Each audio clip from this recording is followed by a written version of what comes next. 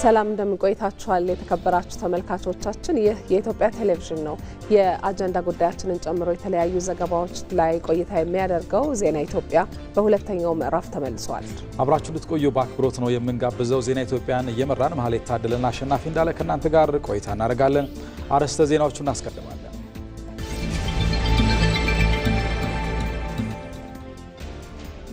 በኢትዮጵያ ወቅታዊና ተጨባጭ ሁኔታን ያገናዘበ አካታች የሆነ ሀገራዊ ምክክር ለማካሄድ በርካታ ተግባራት መከናወናቸው ተገለጸ።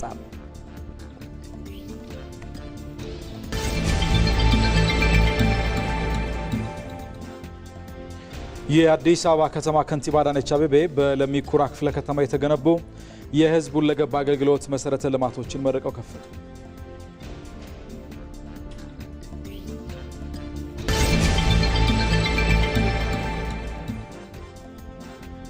የባህር በር ማጣት ያስከተለው ሁለንተናዊ ጫና ኢትዮጵያ ዘላቂና ደህንነቱ የተጠበቀ የባህር መዳረሻ በአስቸኳይ እንደሚያስፈልጋት አመላካች ስለመሆኑ ተጠቆመ።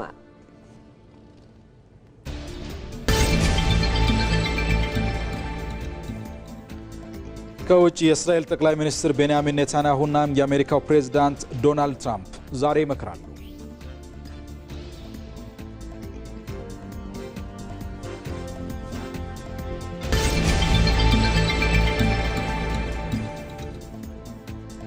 በስፖርት ዘገባችን በአፍሪካ ዋንጫ የምድብ ማጣሪያ ጨዋታዎች አልጄሪያ ወደ ጥሎ ማለፍ መሸጋገሯን አረጋገጠች።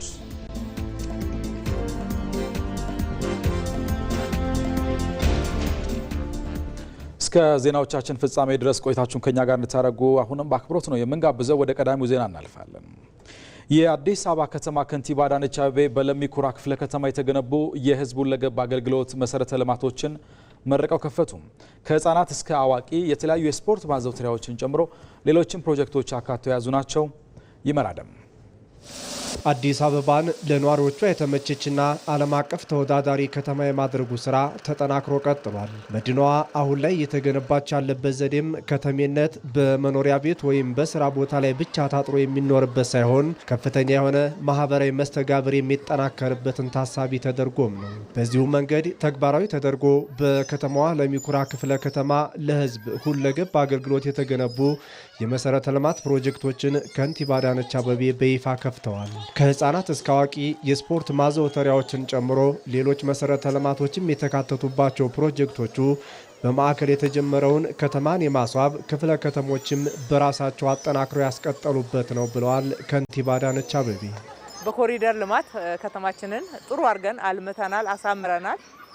ክፍለ ከተሞች ደግሞ በየራሳቸው አቅም እንደዚህ አቅደው ያንን የተጀመረውን ልማት ቀጣይነት እንዲኖረው በማዕከል ብቻ ታቅዶ ሲሰራ ሳይሆን ያንን ሞዴል ተከትለው በራሳቸው አቅም ህዝብንም አስተባብረው ከበጀታቸው መድበው በዚህ ልክ እየሰሩ ነው ያለው።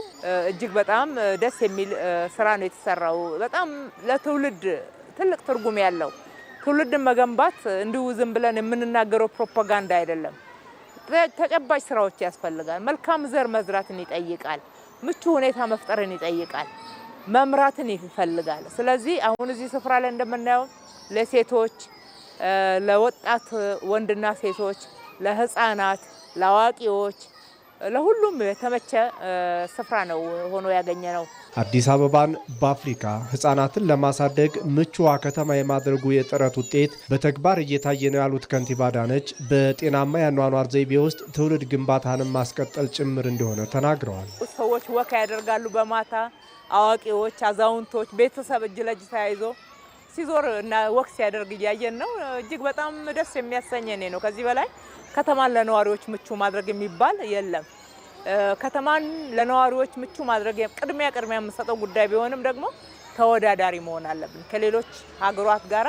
አዲስ አበባ ንጹህ ወክ ለማድረግ ለመዝናናት፣ ለመጎብኘት፣ ለመኖር የምትመች ከተማ ከመሆን አንፃር አንዱ ትልቁ መለኪያ ይሄ ነውና የዓለም ከተሞች ጭምር አዲስ አበባ ተወዳዳሪ እንድትሆን አድርገን እየሰራናት ነው ያለነው። ፍሬው ደግሞ በፍጥነት የጎመራ ጣፋጭ ሆኖ ህዝባችን ጋር እየደረሰ ነው።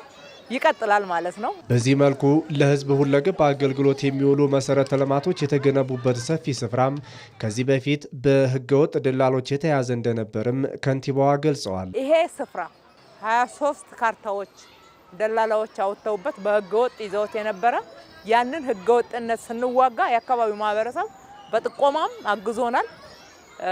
በህጋዊ በማድረግ ሂደት ውስጥም ትብብሩን ገልጿል። ስለዚህ መልሰን እኛ ደግሞ ለህዝብ አዋል ነው ማለት ነው። ህብረተሰቡን በማሳተፍ የተሰሩት መሰረተ ልማቶችም በርካታ ፕሮጀክቶችን በአንድ ላይ የተካተተበት በመሆኑ ለክፍለ ከተማው ትልቅ ፋይዳ ያላቸው መሆናቸውንም የለሚ ኩራ ክፍለ ከተማ ዋና ስራ አስፈጻሚ አድማሱ ደቻሳ ጠቁመዋል። እዚህ ቦታ ላይ 2 ሜዳዎች ለአዋቂና ለህፃናት 3 በአንድ ሜዳ ለህፃናት መጫወቻ የኢሲዲ ቦታ የመጸዳጃ ቤቶች እንዲሁ 2 ክፍለ ከተማችን ደግሞ በርካታ የፓርኪንግ ችግር ያለበት እንደመሆኑ መጠን 4 ሄክታር ላይ ያረፈ የፓርኪንግ በአንድ ጊዜ ከ400 መኪና በላይ መያዝ የሚችል ገንብተናል። ፕላዛዎች አሉ። እዛ ፕላዛ ላይ ካፌዎችና በተለይም ደግሞ የፋውንቴን የተፈጥሮ ድንጋይን መሰረት በማድረግ በትንሽ ወጪ የክፍለ ከተማችን ነዋሪዎችን አሳትፈን የሰራ ነው። በአጠቃላይ በ10.5 ሄክታር መሬት ላይ ያረፉት ፕሮጀክቶቹ ለከተማ ውበትና ጽዳት ተጨማሪ አቅም የተፈጠረባቸው ድንቅ መሰረተ ልማቶችም ናቸው።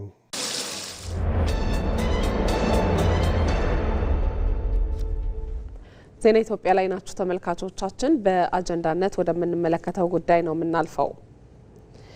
በኢትዮጵያ ወቅታዊና ተጨባጭ ሁኔታን ያገናዘበ አካታች የሆነ ሀገራዊ ምክክር ለማካሄድ በርካታ ተግባራት መከናወናቸው ተገልጿል። ሀገራዊ ምክክሩን ለማካሄድ የሚያስችሉ እንደ አጀንዳ ልየታና የተወካይ መረጣን የመሰሉ ስራዎችም በአብዛኞቹ የኢትዮጵያ ክልሎች ተከናውነዋል። ሰናይት ብርሃኔ በዚህ ጉዳይ ላይ ያሰናዳችሁን ተከታትለን እንመለሳለን።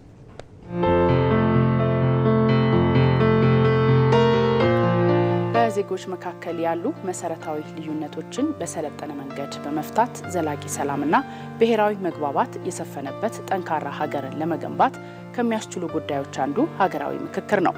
በኢትዮጵያም ስር የሰደዱ ሀገራዊ አለመግባባቶችን፣ ግጭቶችን ለመፍታት እርቅ፣ ስምምነትና መተማመን እንዲፈጠር ሀገራዊ የምክክር ኮሚሽን ተቋቁሟል። ኮሚሽኑ በ2014 መጋቢት ወር ላይ በአዋጅ የተቋቋመ ሲሆን የግጭት አይነተኛ መፍቻ ዘዴ በመሆን እንደሚያገለግልም ተስፋ ተጥሎበታል። በሌላ በኩል ደግሞ በድርድር የተለያዩ ጥቅምና ፍላጎትን የሚወክሉ አካላት በሰጥቶ መቀበል መርህ ልዩነታቸውን የሚፈቱበት ነው።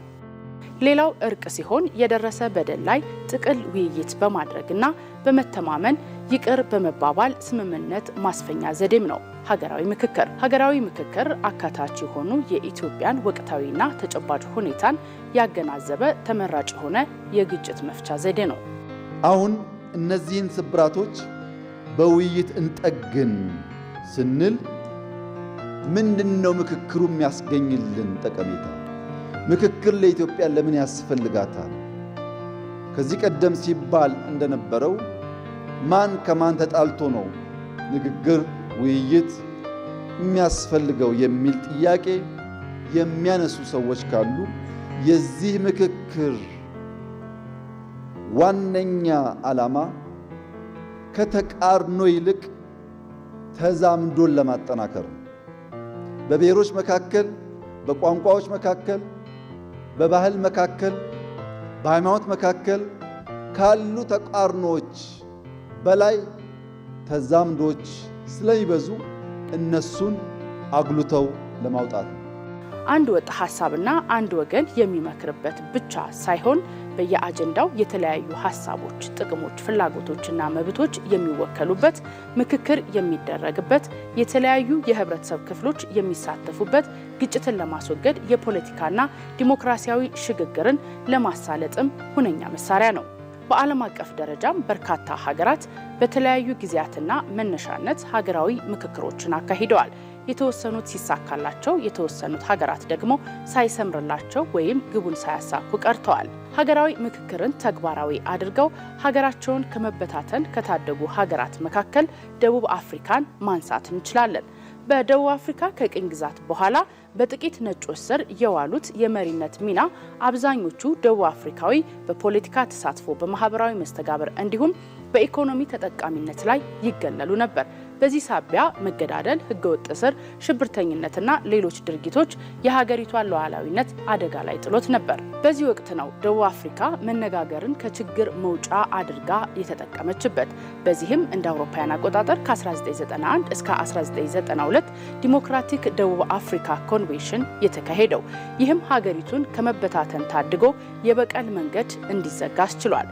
ሩዋንዳ፣ ኮሎምቢያና ኬንያ ሀገራዊ ምክክርን ተግባራዊ በማድረግ ተጠቃሾች ናቸው። ኮሚሽኑ የተለያዩና አስፈላጊ የተባሉ ስራዎችን በ2 ዓመት ጊዜ ውስጥ እንዲያጠናቅቅ የጊዜ ገደብ ተሰጥቶት የነበረ ቢሆንም በተለያዩ ምክንያቶች ሳያሟላ በመቅረቱ ተጨማሪ የ1 ዓመት ጊዜ ተጨምሮለት በርካታ ስራዎችን እያከናወነ ይገኛል። ዋናው የሀገራዊ ምክክር ዓላማ እነኚህ በየቦታ ያየናቸው ግጭቶች እና ጭራሽ ወደ ጦርነት ያደጉ ሁነቶች በሙሉ ለአንዴና ለመጨረሻ ጊዜ በተቻለ መጠን በምክክር ሁላችንም አሸናፊ ሆነን በምንወጣበት አካሄድ መፍትሄ እንድናገኝላቸው ማስቻል ስለሆነ የኢትዮጵያ ሀገራዊ ምክክር ጉባኤ መጀመር አለበት ብለን እናምናለን። ከትግራይ ክልል በስተቀር በሁሉም ክልሎች ከተለያዩ የህብረተሰብ ክፍሎች፣ ከሃይማኖት አባቶች፣ ከሀገር ሽማግሌዎች፣ ከተለያዩ ፖለቲካ ፓርቲዎችና የዲያስፖራው ማህበረሰብ በማካተትም የአጀንዳ ልየታና የተወካይ መረጣ መካሄድ መቻሉን ከኮሚሽኑ የተገኘው መረጃ ያመላክታል። እንደ ሀገር ዘላቂ ሰላምን ለማረጋገጥ ሁሉንም ያካተተ ሀገራዊ ምክክር ማካሄድ አስፈላጊ መሆኑ በተደጋጋሚ ጊዜ ይነሳል። ለዚህ ደግሞ መንግስት፣ ህብረተሰቡና የሚመለከታቸው አካላት የድርሻቸውን ሊወጡ ይገባል። በዚህ ጉዳይ ላይ እንቆያለን። ክቡራትና ክቡራን ተመልካቾቻችን ተጨማሪ ማብራሪያ እንዲሰጡን እንግዳ ጋብዘናል። እንግዳችን በወላይታ ሶዶ ዩኒቨርሲቲ የታሪክና ቅርስ አስተዳደር ትምህርት ክፍል መምህርና ተመራማሪ ዶክተር አበሻ ሽርኮ ናቸው።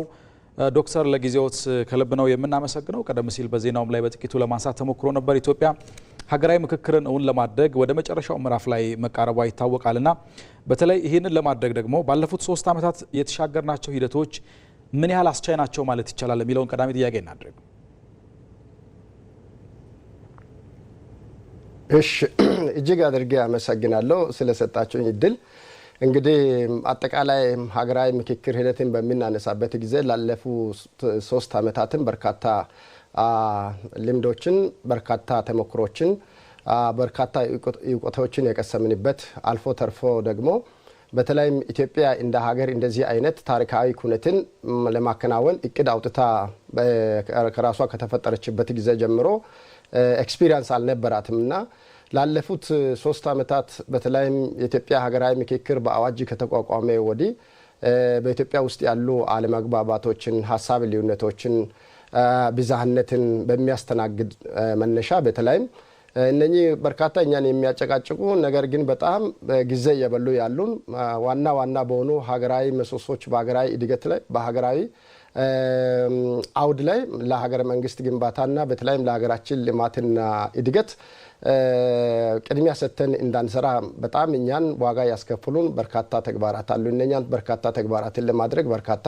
ሂደቶችን አሳልፎ መጥቷል። እንደሚታወቀው መጀመሪያ ልክ ሀገራዊ ምክክር ኮሚሽኑ በህዝብ ተወካዮች ከተቋቋመበት ጊዜ ጀምሮ መጀመሪያ ተባባሪ አካላትን በመለየት እንደዚሁ ደግሞ ከተባባሪ አካላትን ከለየ በኋላ ደግሞ በተለይ ገለልተኝነትና አካታችነትን እንደዚሁ ተሳትፎን ከፍ ለማድረግ በርካታ ደግሞ የአጀንዳ የሚሰጡን በተለይም የአጀንዳ የሚሰጡ በተለይ ከየማህበራዊ መሰረቶችን በርካታ ማን አጀንዳ ይሰጠናል የሚለውን ዳይሬክት ዴሞክራሲ ብለን ድሮ ግሪክ የሰማነው ማለት ነው በኢትዮጵያ ደረጃ ላይ ለመከወን ችሏል። ስለዚህ በአጠቃላይ ሂደቱን በሚናነሳበት ጊዜ ያኔ ከተባባ ማን ነው ኢንዲፔንደንት ሆኖ ሰዎቹ የራሳቸውን አጀንዳን የሚነጋገሩበትን አውዱን ለመፍጠር ሲባል ገለልተኛ የሆኑ አካላትን ከማቋቋም አንስቶ በተለይም አጀንዳ ተለይቶ ከአጀንዳ የሚሰጡ ሰዎቹ ከየማህበራዊ መሰረት በሁሉም ክልሎች ተለይቷል። እንደ ደቡብ ኢትዮጵያም በርካታ አጀንዳ የሚሰጡን የማህበራዊ መሰረቱ ተቀምጦ በተለይ ጥሩ ሂደት ላይ ደርሷል ብሎ ማንሳት ይቻላል። ከዚህ ጋር ተያይዞ በጣም ፎከስ ማድረግ የሚፈልገው ልምድ የወሰንበት ነው። የምክክርን የሀገራዊ ምክክር ዋናው ዓላማ እንግዲህ ራዕይ በተለይም ምክክርን ባህል እናድርግ የሚል ነው። ስለዚህ ይህን ምክክርን ባህል ለማድረግ የሚያስችሉ በሀገር ደረጃ ጥሩ ፕላትፎርም ተፈጥሯል የሚል ምልከታ አለኝ። መልካም ዶክተር፣ ምናልባት የኢትዮጵያ ሀገራዊ ምክክር ኮሚሽን ምክክሩን እውን ለማድረግ እየሰራቸው ያሉ በርካታ ስራዎች እንዳሉ ይታወቃል። ከዚህ አኳያ በተለይ ደግሞ ከሌሎች ሀገራት ተሞክሮ ጋር ስናነጻጽረው የኢትዮጵያ ሂደት ምን ይመስላል የሚለውንና ይዞልን የሚመጣውን እድል ጨምረው እንዲያነሱት ደግሞ ፈልገን ነው።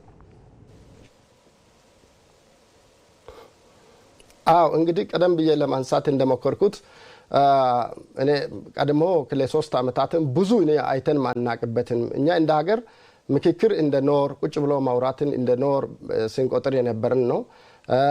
እንደው ተጣልተን የምንቀር አብዛኛው እንደው አይተን በዓለምም በአፍሪካም በኢትዮጵያም ኢቨን ጦርነት ቢከሰት ራሱ የጦርነት መጨረሻ ውጤት ተደርጎ የሚወሰደው መጨረሻ ላይ የጠረጴዛ ዙሪያ ላይ ማምጣቱ ነው። ስለዚህ ይሄ ለማስቀረት ቀደምውኑ እንደዚህ አይነት ሀገራዊ ምክክር ሂደቱ መቋቋሙ በጣም እስከ ጉባኤ ድረስ ማለት ነው በጣም ጠቃሚ ነው የሚለውን ማንሳት ተገቢ ነው። ከዚህ ጋር ተያይዞ ዓለም ያለው ተሞክሮችን ስናነሳ በርካታ ኢትዮጵያ ሀገራዊ ምክክር ጥሩ ተስፋ ይዞ ይመጣል ብዬ ማስበው ምንድነው አንደኛው ብዙ ትምህርቶችን ቀስመናል። ለምሳሌ በዓለም ደረጃ ላይ በርካታ የተሳካላቸው ሀገሮች አሉ፣ ደግሞ ያልተሳካላቸው ሀገሮች አሉ።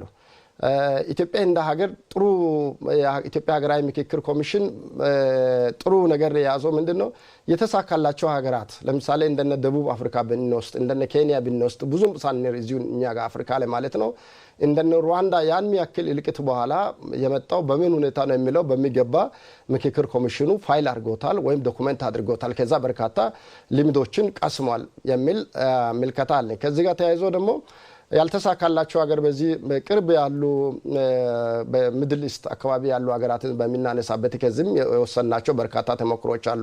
ለምንድን ነው ያልተሳካው የሚለው በተለይም አብዛኞቹ ያልተሳካላቸው ሀገራትን በሚናነሳበት ጊዜ የተለያየ የፖለቲካ ፍላጎት ያላቸው ቡድኖችና ተቋማት ኢንተርቬንሽን በመኖሩ ነው በጣም እንዳይሳካ ያደረጋቸውና ወደ ኢትዮጵያ በሚመጣበት ጊዜ ኢትዮጵያ ሀገራዊ ምክክር ኮሚሽን እነኚህ ልምዶችን በተለይም ሃይ ኢንተርቬንሽን ሁሉም ያስፈልጋሉ፣ ነገር ግን ከፍተኛ ኢንተርቬንሽን እንዳይኖር በጥንቃቄ ሲሰራ መቆየቱም ይታወሳል፣ እንገነዘባለን።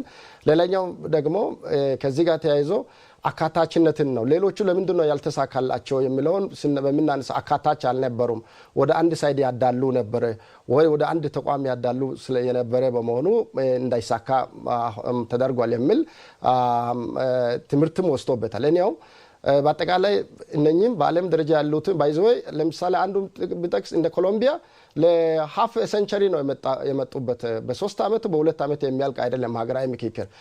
ለሃፍ ሴንቸሪ የመጣባቸው ሀገራትም ሌሎችም አሉ 25 ዓመት 30 ዓመት 10 ዓመት። ስለዚህ እኛ ግን በዚህ በአጭር ጊዜ ውስጥ ላይ በ3 ዓመታት ውስጥ ላይ በርካታ ስራዎች ተሰርቷል። እነኛ ደግሞ ብዙ ትምህርትና ልምድ የቀሰምንበት ነው። ሰላምን ለማረጋገጥ የጸና ሀገርን ለመፍጠር ጠንካራ መንግስትና ሀገርን ለመፍጠር የሚያስችሉ መደላደሎችን የፈጠረበት ነው ብሎ ማንሳት ይቻላል። ከዛ ጋር ተያይዞ ወደ እድሎቹ ሲመጣ በተለይ ጥሩ እድል አለን እኛ። ይህን በእጃችን ያለው እድሎችን በሚገባ መጠቀም አለብን። ምክንያቱም ጥሩ መደላደልም ይዞ ይመጣል።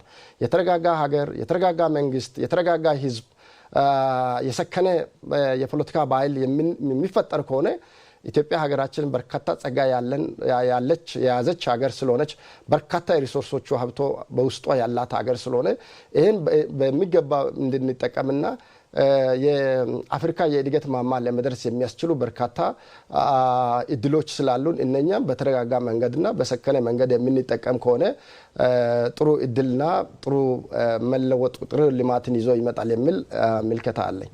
በመጨረሻም ዶክተር በሚቀጥሉ ሳምንታት በትግራይ የሚካሄደውን የአጀንዳና የተሳታፊዎች ልየታ በማጠናቀቅ በዚሁ ጥር ወር ላይ ነው ምክክሩን ለማድረግ እየታሰበ ያለውና እንደው ቀጣይ ምክክሩን ሂደት ውጤታማ ለማድረግ ምንድነው ሊደረግ የሚገባው መሰረታዊ ነጥብ ብለው የእርስዎን ምክር ያስተላልፋሉ? አጠር አድርገው ያንሱልን እስኪ። እሺ፣ እጅግ አድርጌ አመሰግናለሁ። ድጋሜ እንግዲህ ኢትዮጵያ ቅድም እንደተባለው እንደ ሀገር እንግዲህ ናሽናል ዲያሎግ በተለይም የሀገራዊ ጉባኤ ኮንፈረንሱ ከማካሄዷ በፊት ቅድም በዜና ላይ እንደተመለከትነውም እናንተም እንዳነሳችሁት በእኔ እምነት ላይ ቅድሚያ ቢሰጥ ብዬ ለማመልከት የሚፈልገው የትግራይ ክልል ያለው የምክክር ሂደቱ በተለይም ያሉ እንቅስቃሴዎችን አውቃለሁ። ነገር ግን በፍጥነት የተባባሪ ልየታ ከተደረገ በኋላ አጀንዳ የማሰባሰብ ተግባር የክልሉ አጀንዳ ማለት ነው ቢሰበሰብ መልካም ነው የሚል ምልከታ አለ። ምክንያቱም የትግራይ ማለቁ የኢትዮጵያ አንድ ፌዴሬሽን አካል ሁሉንም ቅድም እንዳልኩት አካታች እንዲሆንና ሆሊስቲክ እንዲሆን የሚያደርግ ስለሆነ አንደኛው ከፍተኛ ጥቅም አለ። ስለዚህ ይሄ ምክክሩ ውጤታማ እንዲሆን ያደርጋል የሚል ነው። ሁለተኛው በተለይ በጫካ ውስጥ ያሉ ወገኖቻችን አሉ። በጣም ጥሩ ዜና ሰሞኑን እየሰማን ነው። መልካም ነገሩ ምንድነው? አንዳንድ በነፍጥ አንግቦ ያሉ ወንድሞቻችን እህቶቻችን ከመንግስት ጋር ከህዝብ ጋር እያደረጉ ወደ ሰላማዊ መንገድ ለመምጣት በጠረጴዛ ዙሪያ ላይ ለመስራት ያደርጉ ያሉት ተስፋ ሰጪ ምልክቶችና ተስፋ ሰጪ ተግባራትን ያየን ነው። እንደ ሀገር ደግሞ ይሄ ወሳኝ ነው የሚል እምነት አለ። ስለዚህ በሀገር በተለይ እነኚህ በነፍጥ ያነገቡ በጫካ ውስጥ ያሉ ወገኖቻችን የምናሳትፍበት መንገድ መፍጠር ያስፈልጋል። ኢንኬዝ ኢቨን እነሱን ማግኘትና ማሳተፍ በጣም ቢከብደን ራሱ የሀሳብ ውክልና እንዲኖራቸው በሀሳብ ቢወከሉና ሀሳብ ውክልና የሚኖር ከሆነ ግዴታ በፊዚካል ውክልና ላይኖር ስለሚችል ግን ሀሳብ ውክልና ቢያንስ ሌላው በካቃት ካለ ሙሉ በሙሉ መጥቶ የሚሳተፉ ካልሆነ ግን ሀሳብ ውክልና ቢኖርና የሀሳብ ውክልና ላይ እነሱን ብናሳትፍና በሀገራዊ ምክክር አካል ቢሆኑ ጥሩ ነው። የመጨረሻኛው በተለይ እንደ ሀገር ሁሉም አካታች ለማድረግ የተሞከረውን በጣም በግል አካል የኮሚሽኑን ስራ ነገር ግን ዲያስፖራ ተሳትፈው ከፍ ሊል ይገባል። ምክንያቱም ዲያስፖራ በውጪ ያሉ በርካታ አሁንም ወገኖቻችን አሉ፣ በርካታ ኢትዮጵያውያን አሉ። ምክንያቱም ኢትዮጵያ ሀገራችን የጋራ እስከሆነች ድረስ ደግሞ በርካታ ስራዎችን የሀገራዊ ምክክር ኮሚሽን እየሰራ እንደሆነ ይገነዘባለሁ አውቃለሁ። ነገር ግን ደግሞ ከዚህም በበለጠ ሁኔታ በርካታ የዲያስፖራ አካላትን በማሳተፍ የሀገራዊ ምክክርን እውን ማድረግ ይቻላል። በመጨረሻኛው በተለያዩ ተቋማት አሉ እነኛ ሜቢ ተዘንግቶ እንዳይቀሩ ክሮስ ቼክ በማድረግ ወደኋላ አሰስ በማድረግ በሀገር ውስጥ ያሉ የተለያዩ ማህበራት አሉ። ሲቪል ማህበራት መስራቱን አምናለሁ አውቃለሁ። ነገር ግን ደግሞ እንዳይቀር እንደዚሁም በዚህ ማላ ሾልኮ የሚቀር አካል እንዳይኖር በተለይ በተቋሚውን በግለሰብ ደረጃ በቡድን ሊወከሉ የሚገባቸው እንዳይረሱና ከዚህ ከተደረገ እነኚህ የምናካትት ከሆነ ሀገራዊ ምክክር በጣም ተስፋ ሰጪ ነው። ለሀገሪቱ ትልቅ እድል ይዞ የሚመጣ ግዙፍ ሜጋ ፕሮጀክት ብሎ ማመልከት ይቻላል። መልካም ነው። እጅግ በጣም እናመሰግናለን ዶክተር አበሻ ሽርኮ በወላይታ ሶዶ ዩኒቨርሲቲ የታሪክና ቅርስ አስተዳደር ትምህርት ክፍል መምህርና ተመራማሪ ስለሰጡን ማብራሪያም ስለ ጊዜዎትም ጥሩ ቀን ይሁንልዎ። እጅግ አድርጌ አመሰግናለሁ።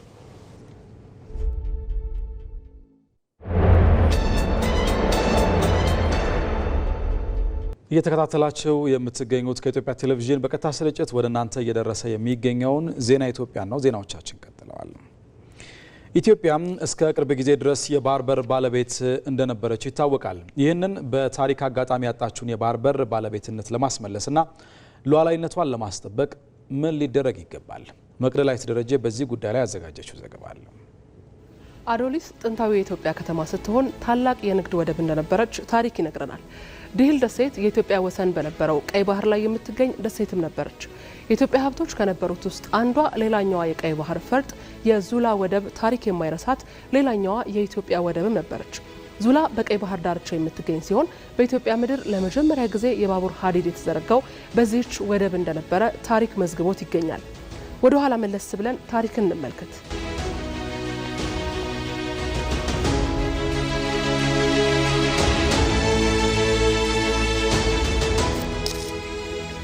ኢትዮጵያውያን ከጥንት ጀምሮ የቀይ ባህር ወሰናቸውን ሲጠብቁ ብዙ ሺህ ዓመታትን አስቆጥረዋል።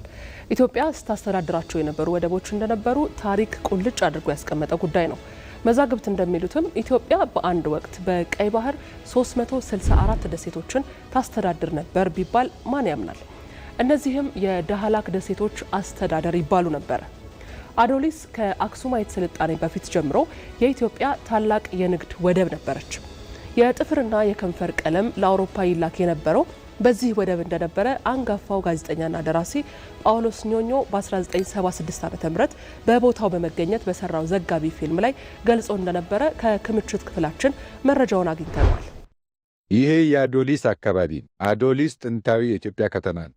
አዶሊስ ከአክሱም 1000 ዓመት ቅድሚያ ስላለው አዶሊስ ዛሬ እድሜው ከ4 እስከ 5000 ዓመት ይገመታል። የዳህላክ ወደብ አካል የሆነችው ድሂል በኢትዮጵያ ወሰን በነበረው ቀይ ባህር የምትገኝ ደሴት ናት። ድሂል ከምጽዋ 1 ሰዓት ከተወሰኑ ደቂቃዎች በመጓዝ የምትገኝ ደሴት ናት። ሌላኛው ዙላ ነው። ዙላ በባህር ዳርቻ የምትገኝ በማዕከላዊ ኤርትራ ያለች ከተማ ናት።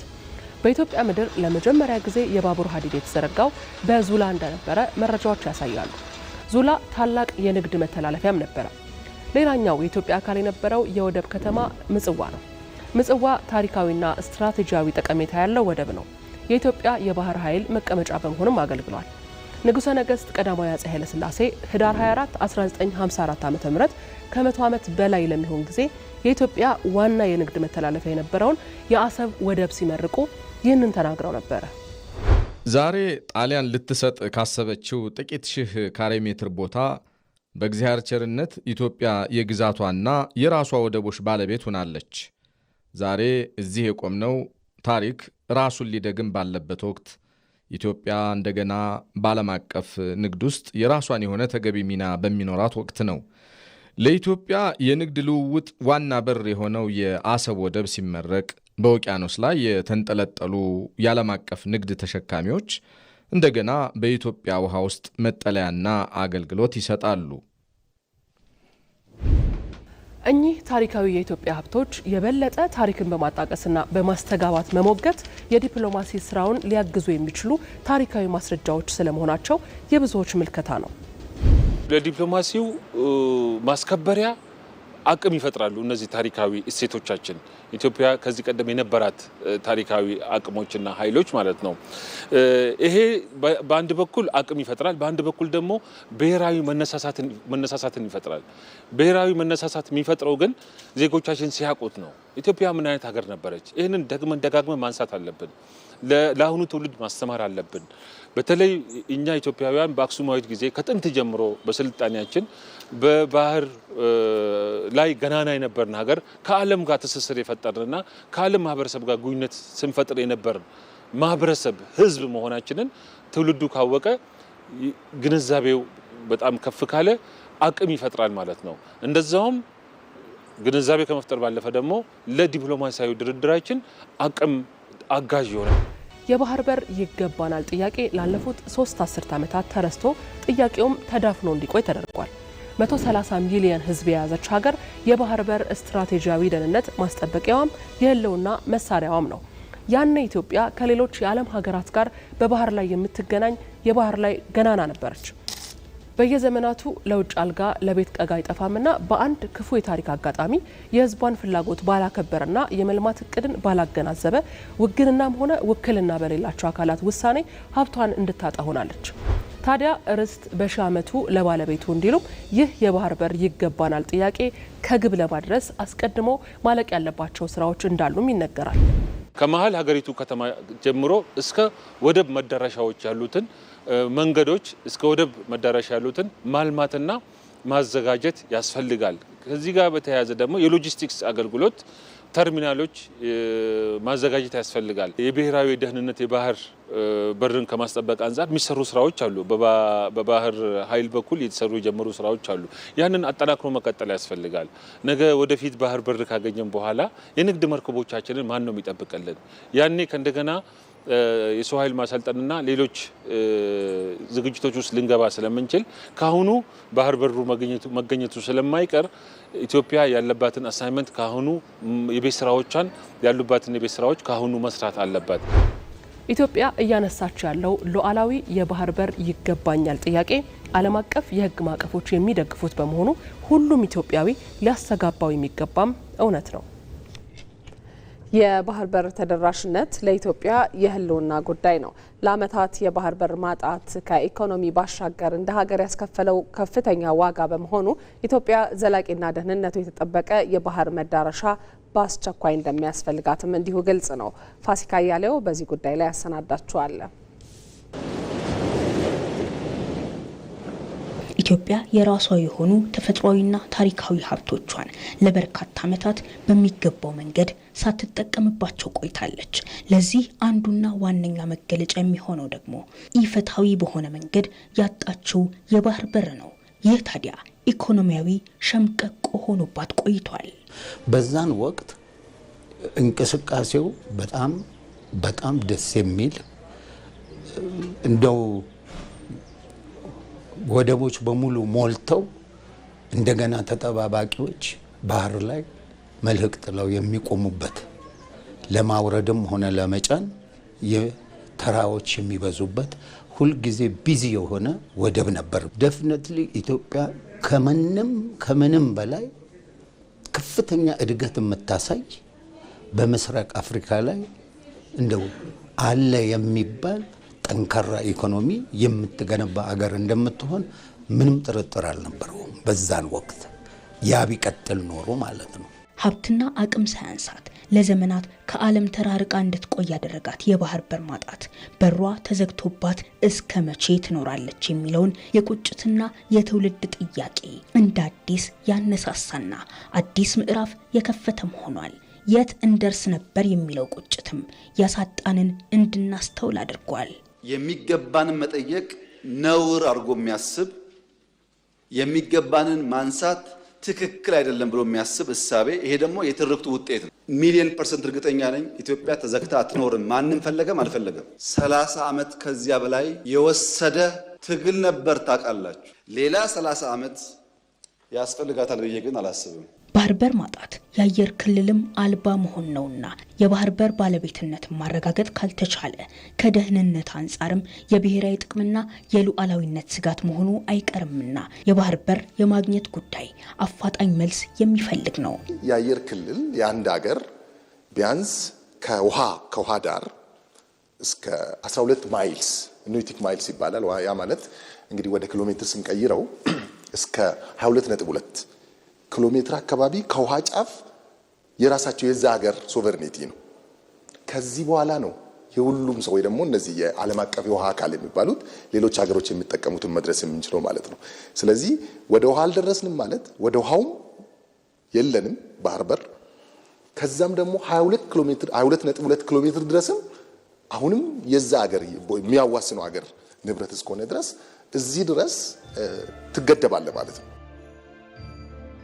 ኢትዮጵያ ላለፉት 30 ዓመታት የባህር በር አልባ ሆና ቆይቷ በኢኮኖሚው በወጪ ንግድና ሎጂስቲክ ላይ ካሳደረው ተጽዕኖ ባልተናነሰ የአየር ክልል አልባ ሆና እንድትቆይም አድርጓታል። ይህን እንደ ምሳሌ አንስተን ብንመለከት ከአዲስ አበባ ተነስቶ አቴንስ የሚደርስ የኢትዮጵያ አየር መንገድ በረራ ኢትዮጵያ የአየር ክልል አልባ በመሆኗ ከአዲስ አበባ ተነስቶ ሌሎች የአየር ክልል ያላቸው ሀገራትን ተጠቅሞ በረራውን ለማድረግ የግድ ይላል። ይህም በየቀኑ ከ500 ኪሎ ሜትር ያልተናነሰ ተጨማሪ ጉዞና ተጨማሪ የነዳጅ ወጪም እንድታወጣ ያስገድዳታል። ይህንን በአመት ብንመለከት ኪሳራው ቀላል እንዳልሆነ ማየት እንችላለን። ረጅም መንገድን በምዞሪበት ሰዓት አንድ ሀገር አየር ክልሉን ከልክሎሽ ምን ሆነ? አንደኛ በጣም ብዙ ፉል እንጠቀማለን፣ ሁለተኛ ደግሞ በደንብ መጠቀም ያለብን ሮቴሽን አንጠቀምም ማለት ነው። ስለዚህ ይሄ የንግድ ዓለም ላይ ያለ በጣም ኮምፒት የሚያደርግ ኤርላይን ስለሆነ ይሄ አንድ ጫና ያመጣዋል። በተለይ ይሄ የቀይ ባህርና ባህረ ሰላጤ ኢንዲያን ኦሽን የሚባለው አካባቢ በጣም ዓለም የሚፈልገው አካባቢ ነው። በጣም ብዙ ንግዶች የሚካሄዱበት አካባቢ ነው። ስለዚህ እኛም ለምሳሌ የተለያዩ መርከቦች አሉ እንበልና የሆነ ቦታ ላይ የኛ መርከብ ችግር ቢያጋጥመው የሚሊተሪ ኦፕሬሽን ቢያስፈልግ እነዚህ ነገሮች ሳታስፈቅጂ ወደዛ መሄዳት ከአየር ክልላችን ውጪ ዘጋ ስንሄድ የባህር በር እስከሌለን ድረስ ሌላ አይነት ትልቅ ተጽዕኖ ነው የሚፈጥርብን ማለት ነው። ምንን ያመጣል? ኢንዳይሬክትሊ በራሳችን የናሽናል ሴኩሪቲ ላይ ራሱ ሌላ ጥያቄን ያመጣል ማለት ነው። የባህር በር አለመኖሩ የአየር ክልላችን በኢንተርናሽናል ሕግ ምክንያት ዝግ ስለሚሆን ለነዚህ ኦፕሬሽኖች ሌላ ችግሮች ያመጣል። በቀይ ባህር ላይ የራሷ መግቢያና መውጫ የነበራት ኢትዮጵያ ታደርገው የነበረው የባህር ላይ እንቅስቃሴ አሁን ካላት ኢኮኖሚያዊ እንቅስቃሴ ጋር ቢቀናጅ የዜጎቿን ኑሮ የተሻለ ማድረግ ያስችላት የነበረ ነው። የባህር በር ጥያቄ እንዳያነሳ በገዛ መሪዎቹ እድል ተነፍጎት ምቹ አጋጣሚ ሲጠብቅ የነበረው ትውልድም አሁን የአመታት ቁጭቶ ሆኖ የዘለቀውን የባህር በር ጥያቄ አግባብነት ባለው መንገድ መሞገት ጀምሯል። ይህ ወደ ስኬት እንዲቃረብም ያልተቋረጠ ስራ ይጠይቃል። ከዚህ ጉዳይ ጋር በተያያዘ ኢትዮጵያ በአፍሪካ ቀንድ ያላትን ስትራቴጂካዊ ተጽዕኖ ለማጠናከርና የኢኮኖሚ እድገቷን ለማስቀጠል የባህር በር ባለቤትነት የምርጫ ሳይሆን የህልውና ጉዳይ መሆኑ ተገልጿል። ከኢቢሲ አዲስ ቀን የዜና መሰናዶ የአገር ጉዳይ ጋር ቆይታ ያደረጉት የፖለቲካ ሳይንስና ህገ መንግስት መምህር ፕሮፌሰር አለማየሁ ገብረ ማርያም ኢትዮጵያ የምታነሳው የባህር በር ጥያቄ ተገቢና በህግ ቅቡልነት ያለው መሆኑን ተናግረዋል። ኢትዮጵያ ሰላማዊ አይደለችም። የቀጠናው ረባሽ ናት። የቀጠናው አለመረጋጋት የምትፈጥር ናት። በቀጠናው ላይ ያለውን ሁኔታ በሙሉ በክፉ መንገድ ራሷን ገናናቷን ለማጎልበት ስትል የምታደርገው ነገር ነው ብለው ነው የሚያምኑት ወይም ሊቀርጹ ነው የሚሞክሩት። ይሄ ደግሞ ትክክል አይደለም። በጠቅላላ ኢትዮጵያ ከአሁን በፊት ባስቀመጠችው በስራውም በሚታየው በሰላማዊ መንገድ ነው በር የምትፈልገው። ሰላማዊ መንገድም በህግ የተደገፈ ነው። ኢትዮጵያ እያነሳች ያለችውን የባህር በር ባለቤትነት ጥያቄ በሰላማዊ መንገድ ለማግኘት ጥረት እያደረገች በመሆኑ ሁሉም አካል ይህንን መገንዘብ እንዳለበትም ገልጸዋል። ባጭሩ ምንድነው በሰላማዊ መንገድ የሚፈቱ ብዙ ነገሮች አሉ። ግን ሰላም ደግሞ የማይፈልጉ አሉ። ሰላም የማይፈልጉት ሰላም ቢፈጠር እነሱ ራሳቸው መረጋጋት ስለማይኖርባቸው የራሳቸውም ህዝብ ሊነሳባቸው ይችላል። 30 ዓመት ቁጭ ብሎ አንድ መንግስት አንድ ለውጥ ሳያመጣ አንዲት ነገር ለህዝቡ ሳያደርግ ሌላው እያደገ እየበለጸገ የሚሄደውን አገር እያየ እነዛም ኮሜንት ይጠይቃሉ። ምንድነው ጎረቤት እንደዚህ እያደገ እኛ በደህንነት ምን ኖር ይላል። ዋናው ምንድነው ያብየር ለሚጀነ የሚሉት ነገር እነሱ አገር አካባቢ ቀጠናውን እየበጠበጡ ወደ ኢትዮጵያ ላይ ለማላከክ ይሞክራሉ። ጠበቅ ባለ መንገድ በሚዲያም ሆነ በሌላ መከላከል ያስፈልጋል። ይሄንን ትርክት መጀመሪያ የሀገራችን ህዝብ መረዳት አለበት። የሚሰራው ትርክት ኢትዮጵያን ገጽታ ማጠላሸት የሚደረገው ስራ ውሸትና ዲስኢንፎርሜሽን የሚሉት ነገር የሚወጡትን ነገርና ዋናው ደግሞ የኢትዮጵያን አቋም ሁላችንም መገንዘብ አለብን። ኢትዮጵያ የምትፈልገው ወደ በሰላማዊ መንገድ ነው፣ በጦርነት አይደለም። የኢትዮጵያ ወደ ቀይ ባህር መጠጋት ለቀጠናው ሰላምና የጋራ ልማት የጎላ ሚና እንደሚኖረው የታሪክና የፖለቲካ ሳይንስ ባለሙያዎች ገለጹ።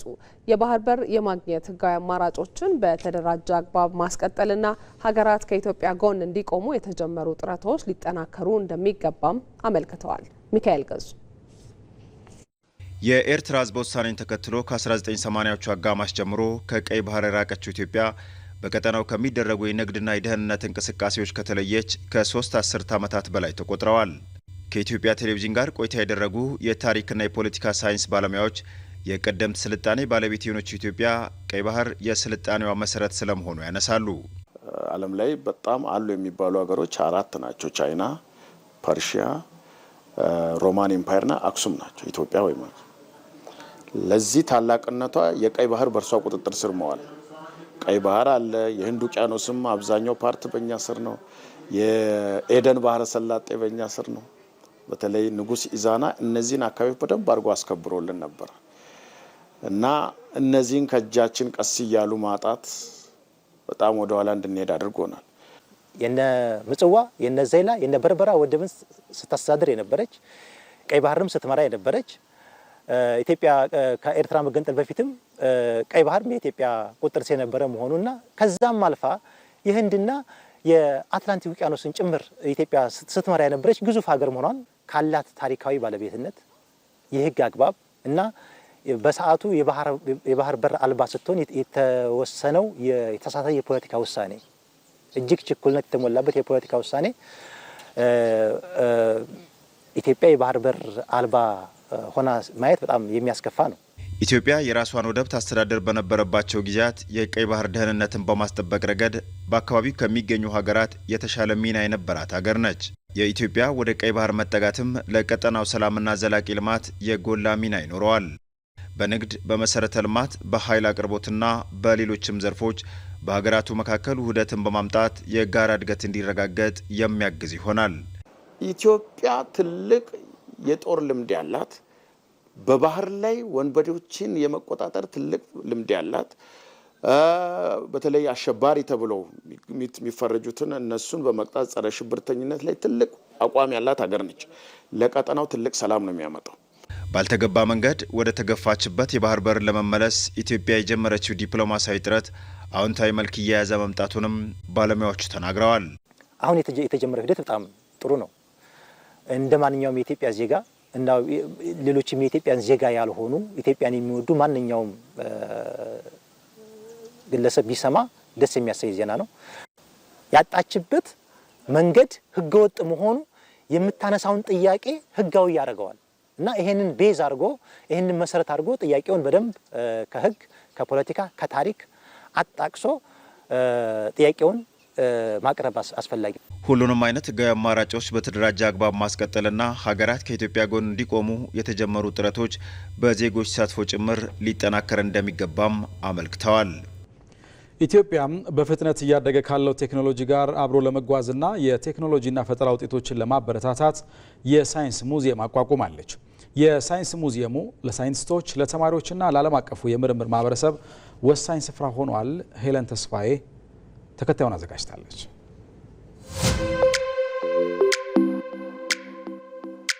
ዓለም በቴክኖሎጂው በተራቀቀችበት በዚህ ዘመን ኢትዮጵያ የራሷ የሆነ የቴክኖሎጂ ልህቀትን የምትገነባበት እንዲሁም ደግሞ ለመጻሂው እንዲሁ ተስፋዋ ቴክኖሎጂን ምን ያህል እየተጠቀመች ነው የምንልበትን ማሳያ ሙዚየም ውስጥ እንገኛለን። አብራችሁ ቆዩ። የኢትዮጵያን የአርቲፊሻል ኢንተለጀንስ አቅም የሚያሳይ የተለያዩ ቋሚ ኤግዚቢሽኖች አሉ። እስቲ አምስቱንም ቋሚ ኤግዚቢሽኖች ዞር ዞር እያልን የምናይ ይሆናል። ሰላም ጤና ይስጥልን፣ እንኳን ደህና ቆየህን። አሁን ያሉት ከሙዚየሙ 5 ክፍሎች አሉትና አንደኛው ክፍል ከሆነው ከአርቲፊሻል ኢንተለጀንስ ክፍል ኢትዮጵያ በጤና በእርሻ አንጻር አርቲፊሻል ኢንተለጀንስን በጣም በጥሩ ሁኔታ እያጎለበተች ያለች ሀገር ነችና አንደኛ በጤና ጉዳይ ነው የሚሰሩት። ለዚህ ጋር እንሂድና ደግሞ በእርሻ ላይ በሀገራችን ምን እየተሰራ እንደሆነ እናያለን። ኢትዮጵያ ያው እንደሚታወቀው ከ75% በላይ ገበሬ ያለባት ሀገር ነች። በጣም አብዛኛውን መሬታችን በእርሻ ላይ የተቆራኘ መሬት ነው እና አርቲፊሻል ኢንተለጀንስ ደግሞ አሁን በጣም ዘመናዊ የእርሻ ሜቶዶችን እንድናደርግ እያገዘን ነው። ወደዚህ ጋር ደግሞ ስንመጣ ስማርት ከተማዎች ላይ አርቲፊሻል ኢንተለጀንስ በምን ጥቅም ሊሰጥ እንደሚችል አንደኛው ጥቅም ሊሰጥበት የሚችለው ከስተመር ሰርቪስ የምንለው የህዝብ አገልግሎት ላይ ነው። ሌላ ደግሞ በፋይናንስ ጉዳይ ነው። አሁን ባንኮቻችንም በጣም እየተጠቀሙት ያለ ነገር ነው። ሪስክ ካልኩሌት ማድረግ በጣም ጥሩ ቱል ስለሆነ በጣም እየተጠቀሙት ነው። ከዛም ውጪ ደግሞ በደህንነትም ደግሞ አሁን በኤአይ የታገዙ ካሜራዎች በጣም በትንሽ መረጃ እኛም ማግኘት የሚችሉበት ደረጃ ላይ ደርሰዋል። ይሄ ደግሞ ለደህንነት በጣም እየጠቀመ ያለ ነገር ነው። ወደ ሁለተኛው ክፍል መተናል። የአየር ንብረት ለውጥ እያመጣቸው ያሉትን በጣም ትላልቅ ተጽዕኖዎች ነው። ይህንን ግን ያው በሰዎች ምክንያት የመጣ ነገር እስከሆነ ድረስ በሰዎችም መፍትሄ አለው። መፍትሄዎቹን ደግሞ ወደዚህ ገብተን ማየት እንችላለን። አንደኛው መፍትሄ ደግሞ የዛሬ 7 ዓመት በሀገራችን የተጀመረው በአረንጓዴ አሻራ ስም ዛፎችን መትከል ነው። ታዳሽ ኃይሎች ናቸው እነዚህ እንዳለ የንፋስ ኃይል፣ የግድብ ኃይል፣ የሶላር ኃይል እንዲሁም ደግሞ በተወሰነ መልኩ ኤሌክትሪክ መኪኖችን መጠቀም። አሁን ሶስተኛ የምናየው ስለ ግብርና ነው ክፍላችን። ግብርናም ደግሞ ሀገራችን የምትታወቅበት ስትታወቅም ግን ዋና ዋና 3 ሀገር በቀል ሰብሎች አሉ። አሁን ያለንበት ደግሞ አራተኛው ክፍል ስለ ውሃና ስለ ኤነርጂ የምንናገርበት ማለት ነው። ይሄኛው ደግሞ ስለ ኤነርጂ የምናይበት ክፍል ነው። አንደኛ ሀገራችን የምትጠቀመው የሶላር ኤነርጂ ነው። ይሄኛው የአባይ ግድብ ሞዴላችን ነው። ወደዚህ ጋር ደግሞ ሌላ ሀገራችን ውስጥም ያለ ኃይል የምናመነጭበት የጂኦተርማል ኃይል ማመንጫ ነው። ታዳሽ ኃይል የምናመነጭበት የኒውክሊየር ኃይል እንዴት እንደሚሰራ ነው የሚያሳየን። ይሄ እስካሁን ድረስ ያየናቸውን 4 ክፍሎች አይተናል። አምስተኛው የሙዚየሙ ክፍላችን ወደ ኤሮስፔስ ነው የምንሄደው። እነዚህ አሁን ጠፈር ውስጥ ብንሄድ በምንሄድበት ቦታ ውስጥ እንደዚህ አይነት ስፔስ ሺፖች ሊኖሩን ይችላሉ። ውስጥ ስንገባ ምድር እንዴት ነው የምትታየን የሚለውን ነው የሚያሳየው።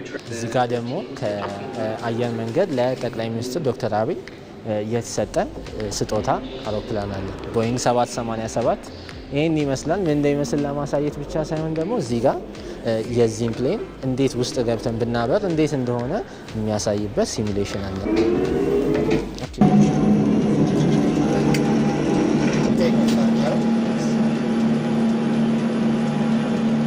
እንኳን ፓይለት መሆን ለሚፈልጉት ልጆች እንዲሁም ደግሞ ሰዎች ይቅርና እኔ ለራሱ አሁን የምርም እያበረርኩ ያለው ያህል ነው ፊል እያደረኩ ያለሁት እና በጣም ደስ ይላል። ለማንኛውም ሰው ላንዲንግና ቴክኦፍ ያለ አውሮፕላን ኢንቫይሮንመንት እንዴት እንደሆነ ፓይለት እንዴት እንደሚነዳ አይተው ተምረው የሚሄዱበት ሲሙሌሽን ክላስ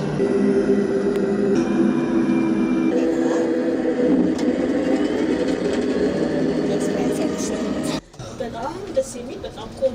ቆይታ ነው የነበረን። በጣም አመሰግናለሁ። እሺ አመሰግናለሁ። የነበረን ቆይታ ይህንን ይመስላል። መልካም ጊዜ።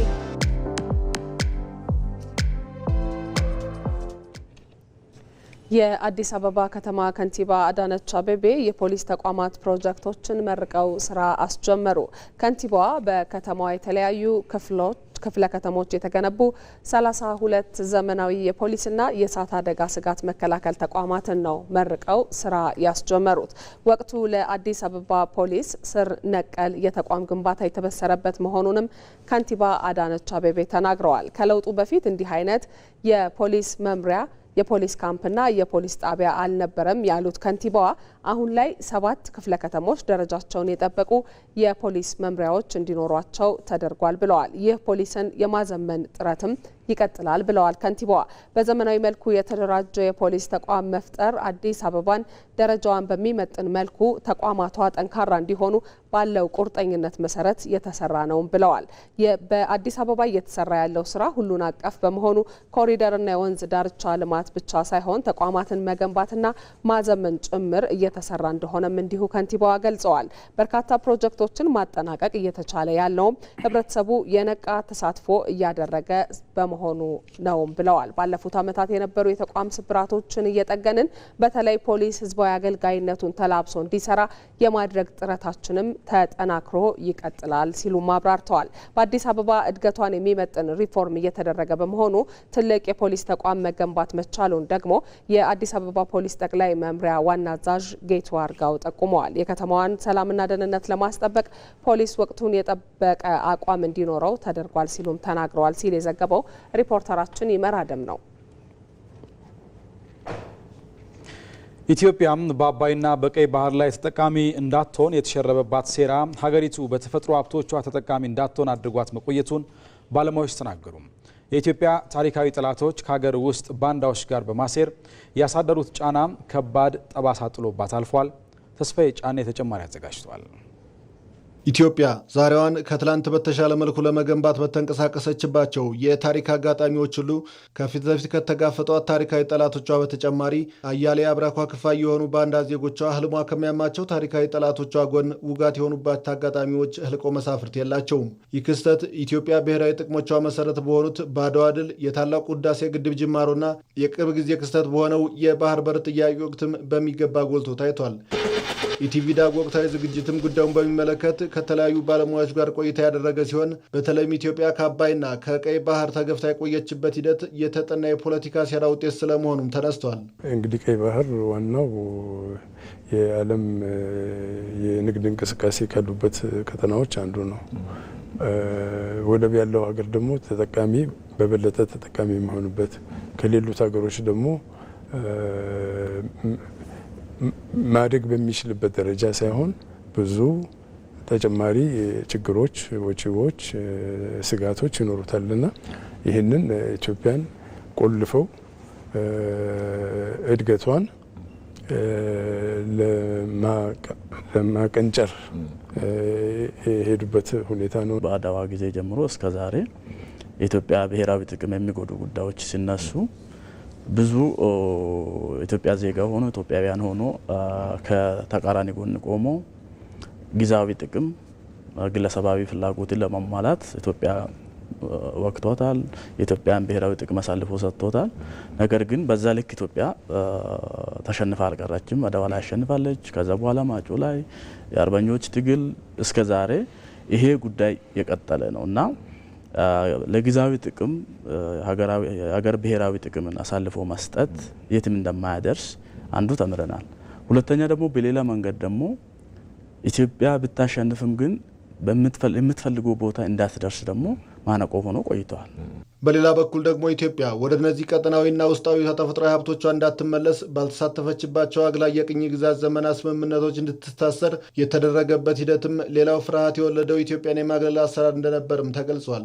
በአባይ ጉዳይ ካየን ኢትዮጵያ ይህንን ጉዳይ እንዳታነሳ፣ ሁለተኛ ደግሞ ሌሎቹንም የተፋሰሱ ሀገራት እንዳታስተባበር ፍራቻቸው ይሄ ነበረ እና ፍራቻቸው በዚህ ሊቆም አልቻለም። ምክንያቱም የህልውና ጉዳይ ነው፣ የሀገር ጥቅም ጉዳይ ነው። እነዚህ አገላዊ ስምምነቶችም በጊዜውም ቢሆን ኢትዮጵያ ተቃውማለች። ያልተሳተፍንበት የመጀመሪያው እንደሚታወቀው በግብጽና በእንግሊዝ መካከል ነበረ። ሁለተኛው በ1929 ማለት በእኛ በ1921 ዓመተ ምህረት ግብጽና ሱዳን ያደረጉት ነው። የነሱ ብቸኛ ተጠቃሚ እንዲሆኑ፣ ሁለተኛ ደግሞ አብዛኛው ውሃ የምታበረክት ኢትዮጵያ እያደገች ሌሎቹንም ማስተባበር የሚችልበትን አቅም ያላት ስለሆነ አንዱ ፈራቻቸው ይሄ ነው። ኢትዮጵያ የአባይን ውሃ በሚገባው እንዳትጠቀም ውሃው ከኢትዮጵያ ተነስቶ የሚፈስ ሆኖ 86% በላይ ኢትዮጵያ ኮንትሪቢዩት እያደረገች ከራሷ የሚመነጨውን ውሃ በሚገባው ልክ ሌላውን ሳትጎዳ እንዳትጠቀም በተለያየ ጊዜ ኢትዮጵያ ያንን ላይ መጠቀም ስትፈልግ የውስጡ ጋር ውስጥ ያሉትን ጊዜያዊ ጥቅም የሚያዩትን በመፈለግ ኢትዮጵያ ያንን ተጠቅማ ከደህንነት እንዳትወጣ ማነቆ ሆኖ ቆይተዋል ማለት ነው። የቀይ ባህርንም በዛ ልክ እንወስድ እንችላለን። ኢትዮጵያ ብዙዎቹን ያደረገቻቸው ጦርነቶች ከሁለቱ ውሃ ጋር የተያያዘ ነው። ኢትዮጵያን ከቀይ ባህር ለመግፋት አዲስ ሀገርና ስምን ጭምር እስከ መፍጠር የተደረገውን በዛ ኮሪደር ላይ የነበሩ ከዛ በኋላ በደርግ ጊዜ ጅቡቲ ነጻ ማውጣት ሌሎቹ እነዚህ ሁሉንም ሂደቶች ካየን እነዚህ ሁለቱ ውሃዎች ኢትዮጵያ ከያዘች ታድጋለች፣ ካደገች ደግሞ የሚያጡት ነገር አለ ብሎ ስለሚያስቡ የኢትዮጵያ እድገተኛን እድገት ሊጎዳ ይችላል ብሎ የሚያስቡ አካላት ስላሉ እነዚህ ከውስጥ ያሉት ጋር ተባብሮ ኢትዮጵያ በማደግ ከሚገባት ልክ ሳታድግ እንድትቀር አድርገዋል ማለት ነው። በተለይ በአባይና በቀይ ባህር ላይ ተጠቃሚ እንዳትሆን የተሸረበባት ሴራ ኢትዮጵያ በተፈጥሮ ሀብቶቿን ተጠቃሚ እንዳትሆን አድርጓት ቆይቷልም ተብሏል። ዜና ኢትዮጵያ ላይ ናችሁ ተመልካቾቻችን። ወደ ውጪ ዘገባዎቻችን ደግሞ እናልፋለን። የእስራኤሉ ጠቅላይ ሚኒስትር ቤንያሚን ኔታንያሁና የአሜሪካው ፕሬዝዳንት ዶናልድ ትራምፕ ዛሬ ይመክራሉ።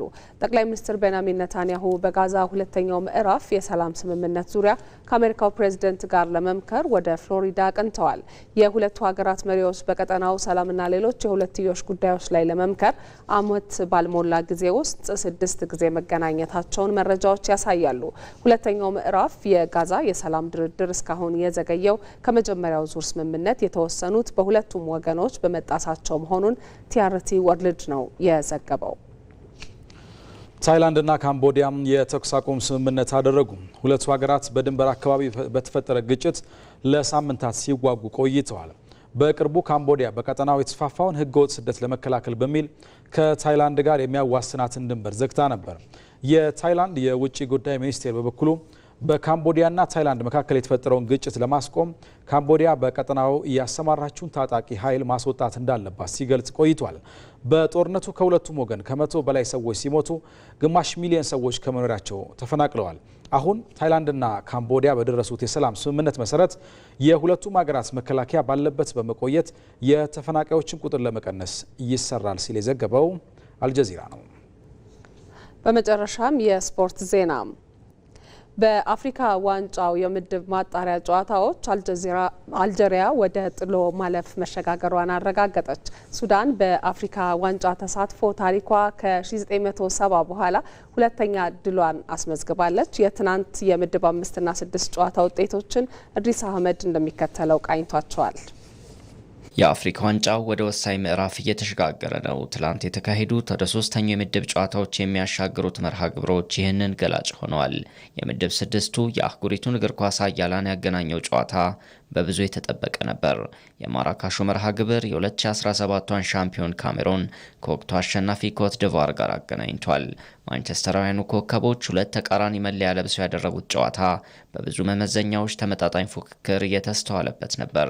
ብርቱካናማዎቹ ኮት ዲቯሮች በፍራንክ ኬሲ በተንቀሳቃሽ ምስል በታገዘ ዳኝነት የተሻረ ግብ ወደ ተቃራኒያቸው መረብ መጠጋት የጀመሩት በ48ኛው ደቂቃ ሲሆን በ3 ደቂቃ ልዩነት አማድ ዲያሎ እንደ መክፈቻው ጨዋታ ሀገሩን ቀዳሚ ያደረገች ግብ አስቆጥሯል።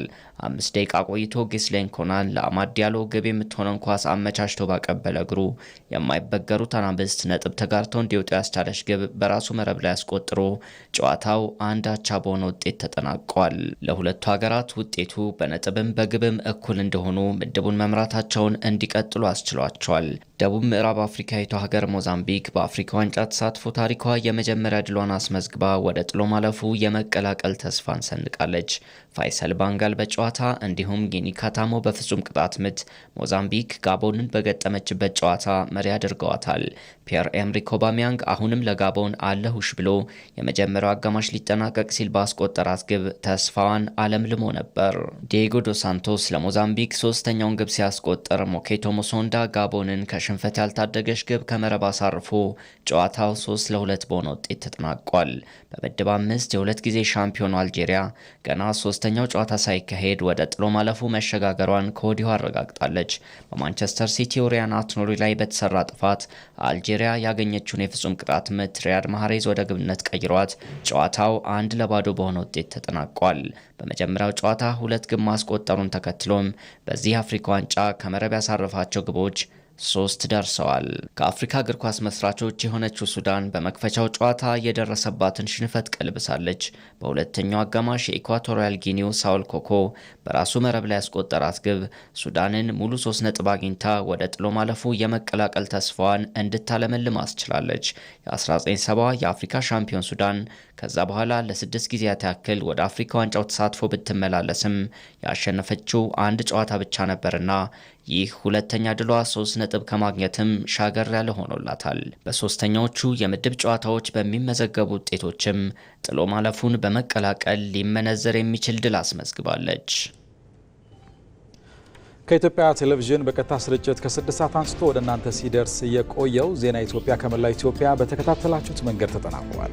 የዕለቱን ዜና እየመራን አሸናፊ እንዳለና ማህሌት ታደለ ከዳይሬክተራችን ቃሲም ሸምሱ እንዲሁም ከዕለቱ የዜና ኢትዮጵያ አዘጋጅ ብሩክ ተስፋዬ ከመላው የስቱዲዮና የስርጭት ባለሙያዎች ጋር በመሆን በጋራ ቆይታ አድርገናል። መልካም ቀን ይሁንላችሁ።